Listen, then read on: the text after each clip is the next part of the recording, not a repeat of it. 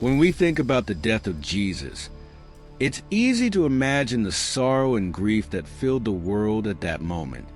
However, what many people don't realize is that his death was not just a profound moment in history, but one that shook the very foundations of the earth itself. The events that followed were not ordinary occurrences. They were cosmic signs that marked the gravity of what had just happened. These signs, recorded in the Gospel of Matthew, paint a picture of divine reactions to the crucifixion, illustrating the profound impact of the death of the Son of God. One of the most startling events that occurred after Jesus died was the earthquake that shook the land. According to Matthew 27, verse 51, the earth trembled and the rocks split. This wasn't just a natural disaster. This was nature itself responding to the divine act on the cross. The earth, in its very essence, seemed to recognize the significance of the death of Jesus, and this seismic event was not only an earthly response, but a supernatural one. The splitting of rocks symbolized that the barrier between God and man, which had existed since the fall of Adam, was now being torn apart by Jesus' sacrifice. This wasn't merely an earthquake. It was a divine manifestation, a sign that something far greater was unfolding in the heavens and on earth. As if the earthquake wasn't enough, Matthew's gospel goes on to describe another astonishing event. Tombs were opened. The tombs broke open, and many bodies of the saints who had fallen asleep were raised to life, as stated in Matthew 27, verse 52. This moment is not recorded in any other gospel, and remains one of the most intriguing events in the narrative of Jesus' crucifixion. The earthquake had caused the tombs to open, but it was not just a physical shaking. It was the power of God at work. Those who had died were resurrected and walked into the holy city of Jerusalem, appearing to many people. The implications of this moment are monumental. It wasn't just Jesus who was victorious over death. This event demonstrated a preview of what was to come for all believers.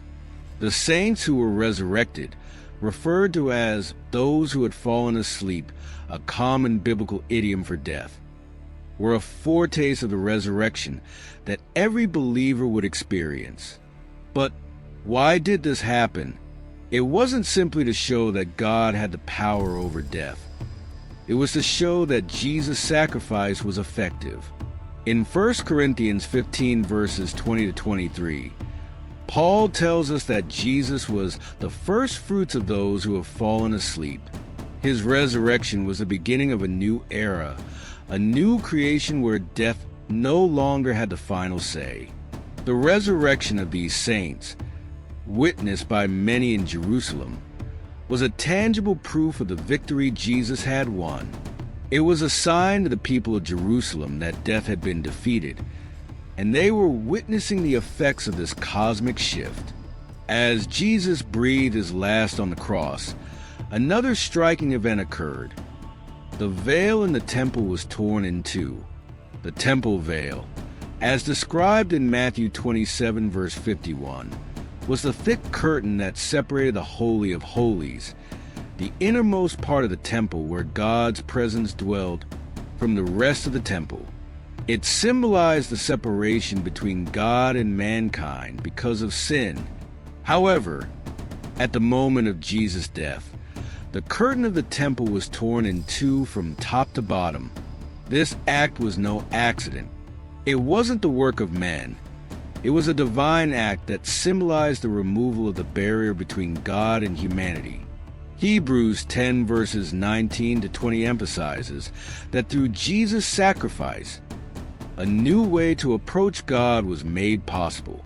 The tearing of the veil represented the removal of the separation caused by sin, granting all believers the ability to enter God's presence directly through the blood of Jesus Christ. This was a revolutionary moment in the history of salvation. It wasn't just a curtain being torn. It was a symbol of access to God, which had been closed for centuries. Now, through Jesus' body, which was torn for us, we have access to the Holy of Holies. No longer do we need a priest to enter God's presence on our behalf. We can approach the throne of grace with confidence and boldness. Hebrews 4 verses 14 to 16. This act of tearing the veil was a powerful illustration of the work that Jesus had done. His sacrifice wasn't just about forgiveness. It was about restoring the intimate relationship between God and mankind that had been broken in the Garden of Eden.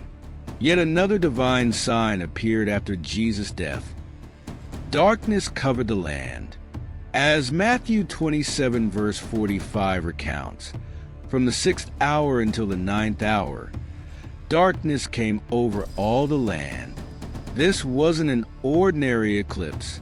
It couldn't have been caused by a solar eclipse, for the moon was full, making such an event impossible. This supernatural darkness lasted for 3 hours, from noon until 3 p.m., the very hours when Jesus hung on the cross. It was a symbol of the spiritual darkness that enveloped the world as Jesus bore the weight of sin for all of humanity. In the book of Amos 8:9, the prophet spoke of a day when God would darken the earth at noon, a prophetic sign that was now being fulfilled in Jesus' death. This darkness was not just a physical phenomenon. It was a spiritual one, marking the moment when the world's sins were being atoned for. These divine signs, the earthquake, the resurrection of saints, the tearing of the temple veil, and the supernatural darkness, were all clear demonstrations of the cosmic significance of Jesus' death. They were not random events, but intentional signs from God that pointed to the profound work being accomplished through Jesus.